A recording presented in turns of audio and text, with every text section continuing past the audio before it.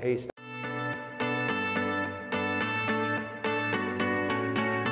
Hello everyone, welcome back, and thank you for joining us on the Live Unreal with Glover U podcast, where every week, Jeff Glover will dive deep into the questions that you are asking. He understands the challenges you are facing on a day-to-day basis because he still works every day on the front lines of real estate, with him and his team closing over 1,000 homes per year. Last week, we completed the truths about real estate. In today's episode of the Live Unreal with Glover U podcast, we'll be interviewing Lance Loken on how to think big and perform at a high level. You will learn from Lance how to stay committed and focused to reach your goal to double your business. Now, let's hear from Jeff Glover and Lance Loken. Now for what I would consider the main interview of the day, if you will, the one-on-one interview. This particular gentleman and his team are fascinating to me because, you know, I've been doing this 17 years and they've been doing it like 7 years, and they're already doing like double the business that we're doing. So he and his team are obviously doing something right because they're performing at a very high level. I always like to have people that are thinking big and performing at a high level on stage for an interview or for panels, because even if you're not at that level of production yet, you know, one of my biggest belief systems is, when it comes to building a big listing business, is who are you exposing yourself to? For those of you that went to half-day sessions, I talked a lot about exposure. Who are you getting around? Who are you spending time with? Who are you listening to on a regular basis? And the reason why I keep bringing this particular gentleman back is twofold. Number one, because he continues to push me to be better and continues to push me to think bigger, and also provides a lot of value for our audience. Now, one thing that is unique about Lance and his team, just a couple short years ago, 18 months ago maybe, there were some serious hurricanes that hit Houston, Texas. And you know, they went from having, I'm just butchering these numbers, probably 150 listings in inventory available to sell to potential buyers, maybe the number's 200, he'll tell us, I'm sure, to zero, because you couldn't sell anything in the city because everything was literally underwater.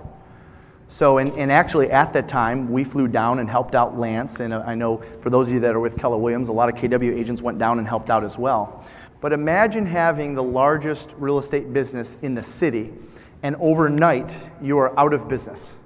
You have no listings that you can sell, and certainly no buyers that were buying in Houston, Texas at that time, right? They all shifted their focus to Austin or Dallas or some other city in Texas because they didn't want to go through that experience again. Without further ado, let's bring out Lance Loken. Come on, Lance. How are you, buddy? Grab a seat. That brought back memories. Thanks a lot. Yeah, sorry about that. Yeah, we got to spend some time together. Yep. Although I'm sure, and thank you. Whenever natural disasters like that strike, it brings the entire community together. So I'm sure there were some good things that came out of it as well. So since it's fresh in our minds, since we just saw the video, can you just spend a couple minutes sharing with us what that experience was like? Sure. Selling real estate when that was happening? Exactly. And thank you for having me here today. This is awesome. So it was the last week of August, and we knew the rainstorms were happening. We had already gone through a tax day flood that year, and we also had a Mother's Day flood, or Memorial Day flood, sorry. Yep. And so we had already experienced a couple of pretty major events, and then this one happened.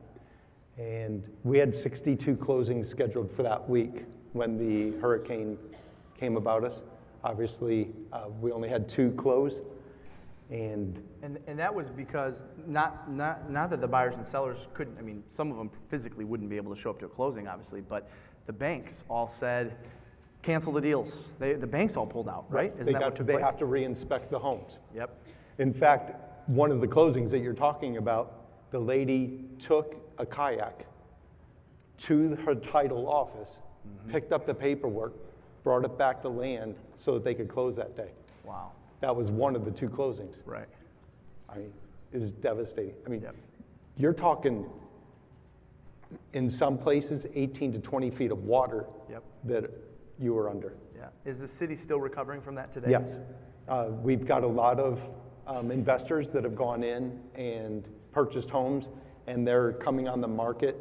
Obviously, they're coming on the market for top dollar because the investors feel like it's prime location and everything. Yeah. And people are still scared. I mean, it's been less than 2 years. Yep. Yep. So.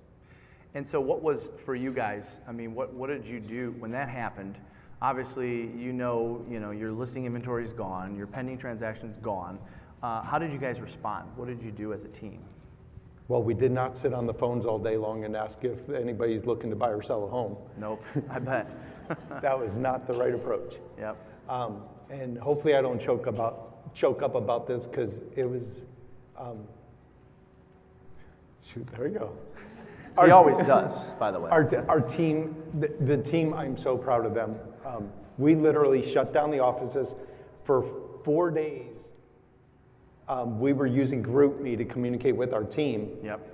And then we get a call on Tuesday afternoon as the rain is subsiding, and it hasn't subsided yet at that point, but it was still subsiding. And we get a call from KWRI saying, we just lost the warehouse that we were looking to set up camp at. What can you do to help us out? We're like, how big do you need? 25,000 square foot warehouse. And we're like, okay, yep. And literally so much stuff is underwater. So it was like finding a needle in a haystack. Mm-hmm. We get on GroupMe, and less than an hour later, one of the softball coaches of one of our listing agents had just gotten a 25,000 square foot warehouse that was high and dry.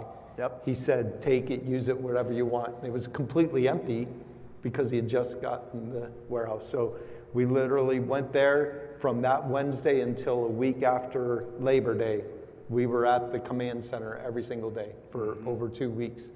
And what I'm so proud about is there was no less than 30 people from our team each day doing whatever it took to help out. Yeah, I remember that. We spent at least a day or two together coming to your office, and you guys had everything set up. You even went out and helped some people. Yeah. So. Yeah, I mean that was the culture of your office. Every single day when they showed up, instead of to work, it was to go help in the community. Right. So fast forward to today.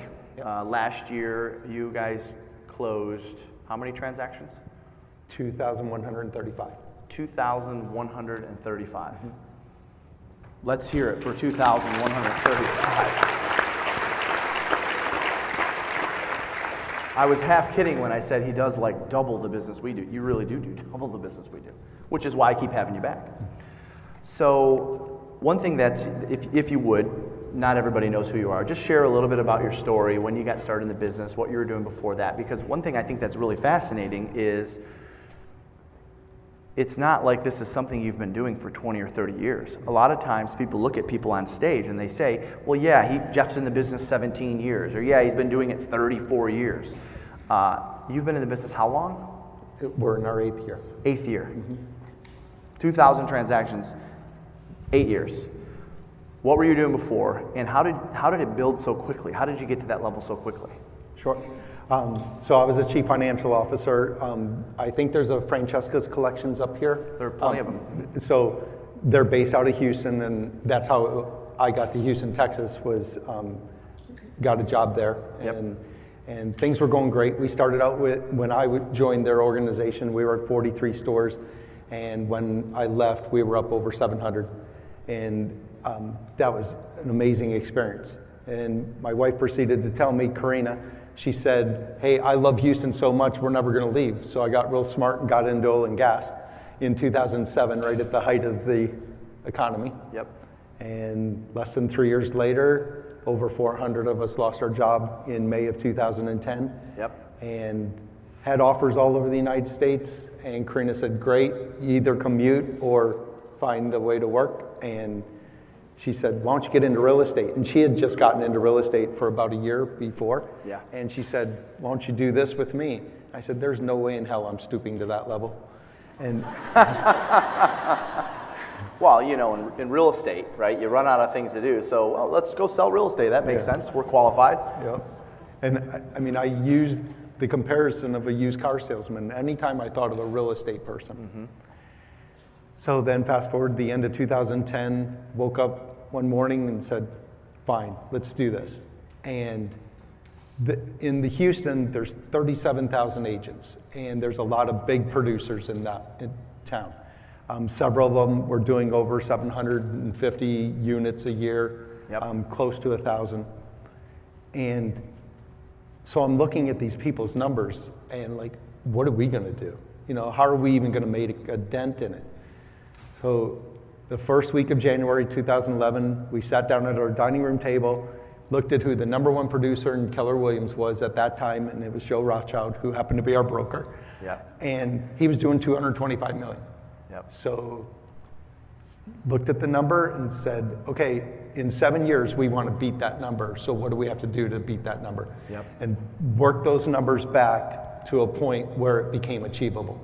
And we wrote down the number 8 for a first year because it looked like first year producers were doing that. And then just built the numbers up to get to the point of 250 million by 2017.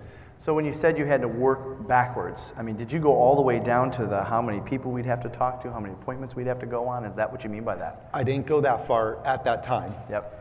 I literally was looking at the volume perspective and then how many transactions it took to get to that volume using average sales and things like that.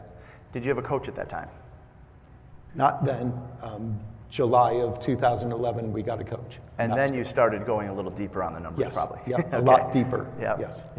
So you went from 8 million to what was that? How did that track go? So we did 8 the first year. The goal of the second year was 20. We achieved 24. The third year, the goal was 60. We achieved 84, and then went to 137, 218, 320. This is volume, not just units, volume. right? That's great. And so. What do you think, based on what you know, because you've been around the industry now for a long 8 years, what do you think is the difference between how you were able to do that in 8 years when, #1, most people never get to that level, #2, if they do get to that level, someone like myself, it's going to take me 20 years, if you think about it, right? Because I'm probably 3-4 years away. Our team's probably 3-4 years away from being close to that number. So you accomplished in 8 years what is going to take me 20. Why do you think that is? Honestly, because we treated this as a business from day one. I think that's first and foremost. Secondly, we looked at our biggest gap in business, and the first year we knew nothing, so we focused on buyers because I thought selling was stupid. Like, why waste all that money to invest on listing a house? And so that's all we focused on that first year, and then that was our platform. And then the next year we focused on sellers and listings. Set a goal of having 60 active listings by July 1st of that first year, or of that second year. And then got into regionalizing the team, and then getting into radio and television, things like that. But we always had a platform to build upon. So I think that was another huge key. And finally, and most importantly, it was the people that we hired. So 2 things I heard in there, and I do want to talk about the people you brought on. It sounds to me like you didn't implement something new until you mastered 1 or 2 things first, right? That growth was, so many agents we find, they sprinkle things around. Oh, we got to do this. We got to add this source. We got to add this technology. We got to add this CRM. We got to add this to the mix. And they want it now, and they want to do it all now. It sounds to me, and I've known you for now, basically the 8 years you've been in the business. You guys took one thing, mastered it, moved on to the next, right? Yes. And what were those? So the first year was buyers. And learning the buyer mentality, and I think that actually benefited us on the sell side. We talked about that on the listing panel, about how it builds your confidence in learning the business and learning the inventory. Confidence. When we started on the listings and made that goal of 60 active listings, I went on my first 12 appointments and got no every single time. It was an awesome start. So you were 0 for 12. Yes. And 0 for 12. Why did you keep going? At that point, you say, you know what? Let's just go back to the buyer stuff. Why'd you keep going after 0 for 12? Because we had set out a goal of having 60 active by July 1st. And I love goals, and competition's my #1 strength. So I need to have something in front to go after. We may fail at it, but and we did. We achieved it on July 2nd instead of July 1st. So we are. I hate when that happens. I know. But you had the big goal in front of you. So it was buyers first, then it was listings. And where were these listings coming from? Red X. And dialing. Outbound. Karina, my wife, she is the absolute best at lead generating, lead prospecting. You and I Yep. call it prospecting. Yeah. Because Well, lead generation is like the soft word, Yep. so people don't get mad and run away and find another business. It really is just prospecting. it is. Yep. So we have that same opinion. Yep. So it was phone prospecting, okay, and then what was it after that? What did you master after phone prospecting? Then we got into regionalizing the team. We started hiring in different areas Yep. of Houston. And then expansion was just starting out. As we were about 6 months ahead of that becoming a thing. Yeah. And then the fourth year, we focused on radio and television. And the reason we marketed that way is because we had started hiring to cover a large area, and farming for us would not have worked well. You know, that would have been a lot of money to Yes. spend on That a early lot on of in the business. neighborhoods. Yep. So we focused on what the biggest ROI could have been, return on investment. Yep. So we focused on radio and television. Then we got into new construction. Yep. And then we got into really mining our data bank. At that time, we were just over 2,000, and we now are up to 68,000. Yep. And so we've just built upon each other. Wow. So when you say mining your data bank, what does that mean? That means you are doing a 33 touch or a 36 touch now on a consistent basis. You're getting in front of your clients every quarter, and we're doing a horrible job at it. Being at 68,000, we're actually taking KW Command, the initiative of that, and getting it down to about 6,000 in our data bank that we're going to truly mine, and then ramp it back up. So I know your flight just got in like 17 minutes ago. What you missed this morning was exactly a lot of that conversation around stop trying to go big with a database. Stop trying to go big with a farm. Instead, condense it down to the people that know you, like you, and trust you, and refer you, and add value to them. Correct. You should be getting 10%. You should be getting at least 10% of your business from your data bank. Sure. Yep. So talk to me about staying in front of them quarterly. How are you staying in front of them quarterly? So in person, we have 2 big events each year. Okay. We shut down the entire Houston Zoo on a Friday night. Yeah. That's pretty cool. I bet. And then in the fall, we do a Pie Day, which is Okay. the Tuesday before Thanksgiving. Yep. And we have 5 different locations around Houston where people can come and pick up their pie and visit, and we have hors d'oeuvres and everything like that. So you're giving value to them Yes, without having to ask for business. correct. The law of reciprocation says when you do good for someone, at some point in time, it's going to come back to you. Yes. Would you agree with that? 100%. And that's what you're noticing now. Yep. Okay. Speaking of, I do want to, not to interrupt the pattern here.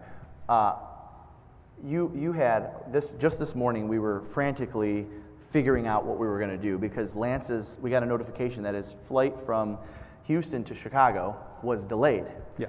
And I know there's only a couple flights to Traverse City, so if he missed that flight because of the delay, we wouldn't be hearing him. So I'm reaching out to, Martin Bowman, by the way, was very gracious. He said, hey, I'd be happy to step up and fill in his shoes, and Lance can do my session tomorrow. We got a notification that your flight was delayed, and it was supposed to leave at 11:30 or whatever. I'm butchering the times. Anyways, he only had a 40-minute layover to begin with. Right. Okay, so you got on your plane into Traverse City with how much time to spare? Because I know when you landed, you sent a message at, again, I'm probably butchering the times, like 11:40. His plane to Traverse City takes off at noon. He lands on the ground, first message, hey, just landed, 11:40 a.m. Right, so at this point, you guys know if you travel, the flight attendants are already discouraging you from running. Just go to the customer service desk and find another flight. You're never going to make it. You're never going to make it. Did that happen? Yes, that's what they said to me. Okay. They said there's no way, because I was going in Chicago from terminal or concourse C to F. Concourse C to F at Chicago O'Hare. A, B, C, D, E, F. 3 terminals over. Yep. In Chicago O'Hare, like one of the largest in the country. Yep. And your plane landed 20 minutes before the next one was taking off. And then the gate opened at 11:52. So you got off the plane at 11:52. Your noon flight was 3 gates away. How did you get there in 8 minutes? And normally they close the door a few minutes prior. Right. I ran my butt off. You ran your butt off. I was told as I was getting off the plane, there's no way you're going to make it. It takes you 15 to 20 minutes to get there. Yeah, just go see customer service. They'll get you on the next Thank flight, goodness right? I work out every day. Yeah, yeah. So you sprinted. The door was closed. Yeah. You didn't even have to request one of those carts, you know? I did request a cart as I was running. Did you? Okay. And they said... a guy passed you, and you're like, hey, let me hop on. Yep, and he said no. Okay. I was like, thank you. Yeah. So you're here, so thank you. So the door was closing 12 o'clock, and I was screaming as I was... Wait, don't shut the door. Right. Yeah. Yeah, that was awesome. Thanks. I've been there before. Now, that was, of course, not by your choice, but the reality is you made a decision that you were going to get on it regardless. And that's a testament to your strong will and the confidence in what you do. So we appreciate you for being so strong-willed. Thanks. All right. Okay, so let's talk about and by the way, everyone else appreciates it too. So let's talk about your top 3 sources of listing business today. Sure. Where does it come from? How did you arrive at these sources? Let's talk about that a little bit, because today's theme has been about the lead generation and conversion. Tomorrow is more so on the presentation and the follow-up after the appointment. So let's focus on your top 3 sources of business. Sure. Well, I'm real excited because as of this morning, we've shifted our numbers a little bit. 2 years ago, our data bank was at 27.4%, and as of this morning, it's 30.1%, and it just became our number 1 lead source. So our data bank is there at 30.1. Yep. Our radio and television is at 29.3, and our new construction is at 27.2 now. Got it. So let's talk about we talked about the data bank a little bit.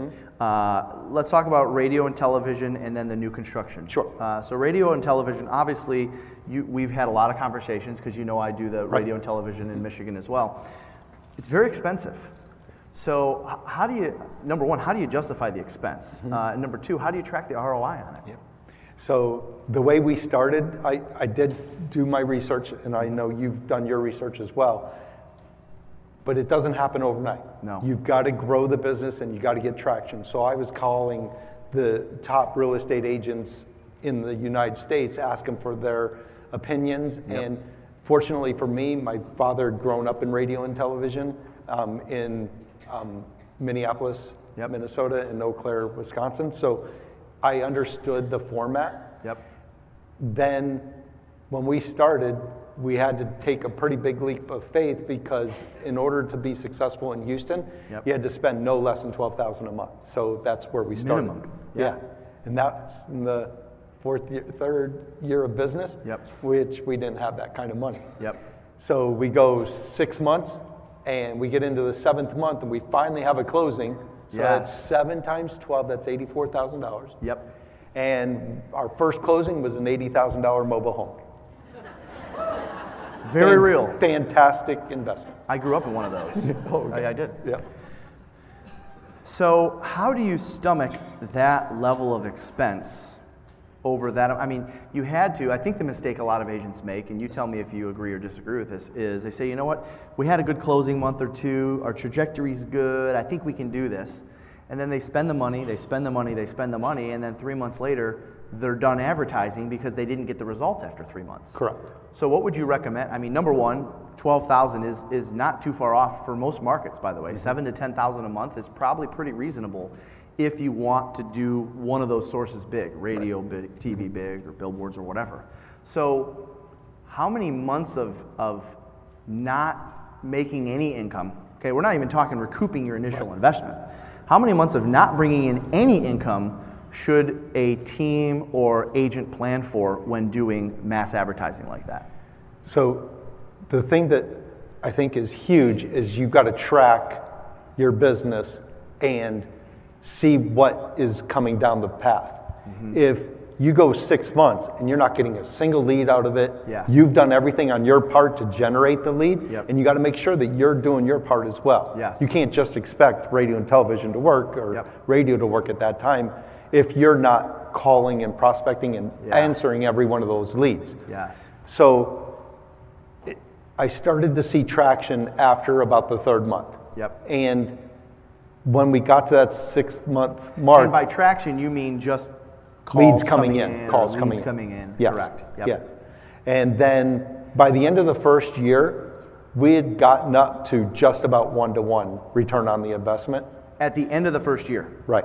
So $100,000, $125,000. You're getting 125 in a GCI. Yeah, yeah. So, in other words, that's not covering your expenses. That's just the correct. amount of GCI right. just for that. So you're lucky to make money on that source. Yeah. Maybe 18 months from now, 24 months from now. Yep. Because the first year at best is a break even. Right. And I planned on doing this for 3 years. Yeah. To really, and you have to be committed. That's the key. Because so many agents say, you know what, I tried it for 90 days, it didn't work, let's go on to something else. The reality is you better have that amount of money sitting in a bank account somewhere for 6, 12, 18, 24 months before you make a commitment to do that. Right. Otherwise, you're going to be a situation where you're putting a lot of effort into something that is going to require a lot of post effort, if you will, and it'll be all for naught if you pull out early. Right. And that's the reality of what we see a lot out of agents in the business. Yep. And oh, by the way, now our ROI is at 4.83 to 1. Yeah. So, and we've recovered all those losses. Well, and the other thing I heard you say is there's some supplemental business there, because you don't just do it because it's going to make the phone ring off the hook with a bunch of people that want to listen and sell their home with you. You do it because now when your agents go on appointments, it helps you get contracts signed. When your agents are making outbound prospecting calls, it's a little easier to set appointments, right? That whole piece is a little harder to track, right? It's more of an indirect supplemental piece, right? Yes. And our inside sales agents are very trained to always ask for where the business, where they called from or where we got the business from. And you try to dig deep because you want at least 2 sources, which is usually the case. Yep, yeah, because otherwise they'll just say, we see everywhere. You need to get very specific. Yes. So you know where to spend and where not to spend. Specific stations as well, because we're on 6 different stations. Yeah, so not just, I heard you on the radio. Which radio station do you listen to? And what's your favorite type of music or whatever? Right, and what's really cool about that is you go, did you hear about us on 100.3 The Bull? Oh, by the way, we're on 93Q as well. We're also on Sean Hannity, we're on Glenn Beck. You know, you can tell them, we didn't know you were there. And then you tell them about being on TV. So you can use it to advertise yourselves on those listing appointments. So let's talk about your third source of business, the builder business, because I know that is unique to you. And some people would say, well, yeah, of course Lance does 2,000 transactions because he's got all these builder accounts and so forth. So can you talk about that for a minute? Sure. Going back 5 years when we started a new construction, I felt like we could get a lot of buyer leads from the new construction piece. If we could show those listings and get buyer leads, eventually it would translate into a pretty big ROI. And it gave us exposure on the sellers too. And it was a huge cost up front.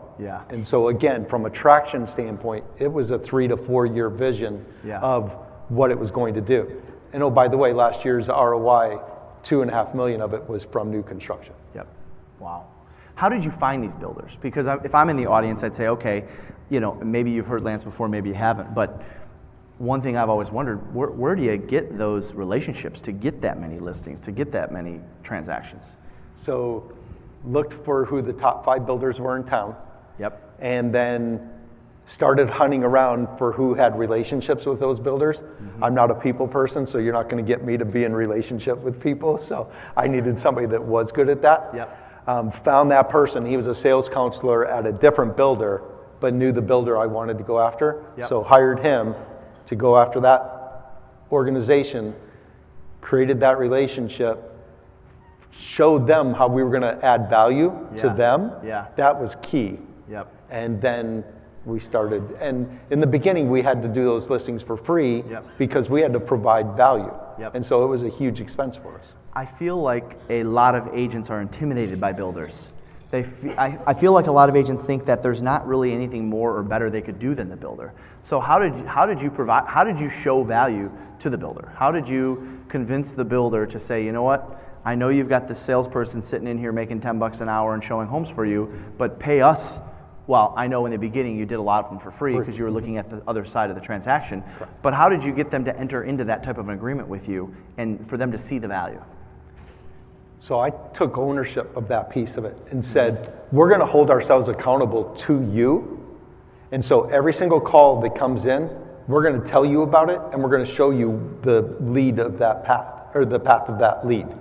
And nobody had ever done that before. Everybody was like, give me the listings, give me the listings. And then they take all those leads and run off with them. Yep. We were saying, we're committed and we're going to be your third-party advocate. We're going to bring that lead to your community first. Yep. And if it doesn't work out, we did our part. We still get to retain that buyer. So it was showing them value and showing them accountability right from the get-go. Yep. Awesome. One thing I've admired about the Loken Group and your team is your culture, the way you guys operate. Can you talk a little bit about that? What makes your team unique? Because I know you guys, you definitely have a lot of great people and a lot of people working cohesively together to make this 2,000 number happen. So what does that look like at the Loken Group? Well, first, you hired the people to the core values of your organization. You want to make sure that you're hiring people that want to be in an environment that you want to hold valuable. Also, because I didn't like real estate agents, we didn't hire real estate agents. We hired people from corporate America that thought and talked the way that we did. Interesting. Why didn't you like real estate agents? Because I associated them as used car salesmen. Okay. And I didn't know any better. I mean, today it's vastly different.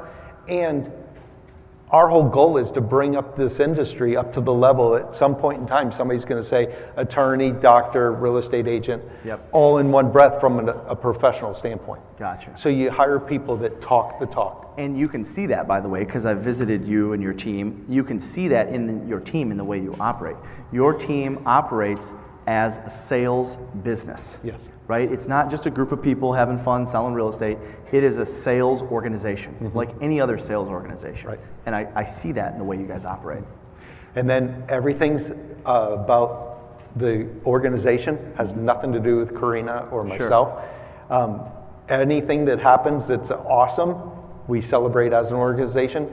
Anything that's bad is my fault. And I take ownership. Which, by the way, it usually is his fault. Yeah, exactly, it is. And so having that mentality, you're the front for no matter what happens. Yeah. And then finally, you really give credit to the people that have brought the ideas to you. Yeah. We collaborate all the time. When we do our planning advances every September and come up with our 135 or our GPS, it's as an organization. It's not Karina and Lance saying this is the goal, these are the priorities, and these are the strategies. Collectively, we come up with it because then people get buy-in. Love it. So what's next for you guys? 15% market share. Okay. So number one, that was a very fast response, so I can tell that that's on your mind every single day. Every day. All right. So what are you at now? Right this second? 2.84. 2.84%. Which in a large city like Houston is a lot. I mean, there are real estate brokerages combined 3, 4, 5, 6, 7 offices that don't get to 2.5% market share. What do you think is going to have to change to go from, we'll just round up and call it 3 to 5, 5 to 10, and so on? What is going to have to take place there? Owning our data bank. Owning and creating a moat, like Gary Keller talks about all the time. Own that data bank and build a moat around it and provide so much value that they have no question of who to use. Love that. I hope you guys wrote that down. And so last planning advance, we were having a conversation, and Sarah St. Marceau, who runs our luxury division, we were talking about client experience, and she said, hey, I just went into this restaurant and had an unbelievable experience from beginning to end. The valet, blah, blah, blah. Amazing experience. And somebody in our organization said, so what restaurants were you at? And they said, Massone's. And they go, well, of course you were. And I stood up, I was in the back of the room, I stood up and I said, what would it look like when when somebody's sitting at a dining room table, they're talking about having a real estate experience and it was absolutely unbelievable. And somebody at the other table says, who did you use? And they go, the Loken Group. And you say, of course they did. I mean, that's where we're wanting to get to. That's the pinnacle of what we're doing. Love that. Let's hear it for Lance Loken. Thank you, Lance. Thank you, buddy. Thank you for taking your time to join Jeff today on the Live Unreal with Glover U podcast. To get started on having an unreal business, take the Real Estate Self-Assessment. After you complete the assessment, a member of Glover U will get on a call with you to create an action plan to improve your score. Go to www.gloveru.com/self. If you enjoyed this episode, please subscribe. Search for Live Unreal with Glover U on iTunes, Podbean, or Spotify, and subscribe today. Until next time, remember, stop trying to go big with a database. Instead, condense it down to the people that know, trust, and refer you, and add value to them.